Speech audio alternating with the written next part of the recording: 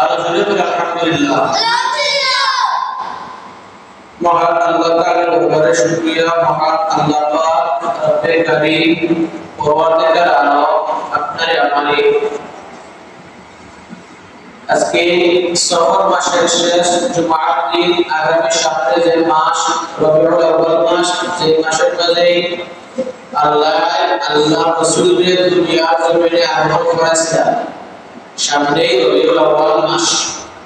আজকে সফর মাসের শেষ জুমায় আজকে আপনি আমি আল্লাহর উপর আশীর্বাদ করলাম।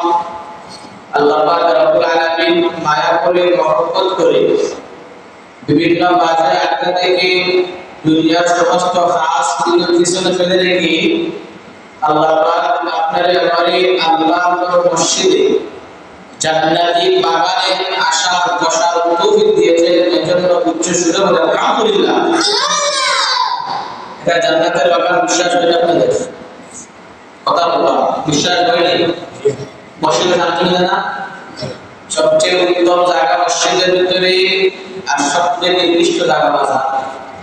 আল্লাহ রাসূল বলেছেন তারপরে মসজিদে আইয়া বসে না বাজার সপ্তাহে একদিন জুমার দিন আল্লাহর ফরমান এই দিনটা আমি সবচেয়ে উত্তম দিন বানিয়েছি। এই দিনের মধ্যে আমি আল্লাহ অসংখ্য করে তো মানুষের মাফ করি। তোমরা এই দিনের মধ্যে তোমরা নামাজ পড়ো, এই দিনকে তোমরা মূল্যায়ন করো। আমরা সপ্তাহে দিনের দিন তৈরি করে এটা বলা হয়েছে সপ্তাহে দিনের দিন। আমরা এই দিনের দিনে নতুন কাপড় পরিয়া আল্লাহর মসজিদে জুমার নামাজ পড়লাম, আল্লাহর কাছে দোয়া করলাম, আল্লাহ করে মাফ করলাম।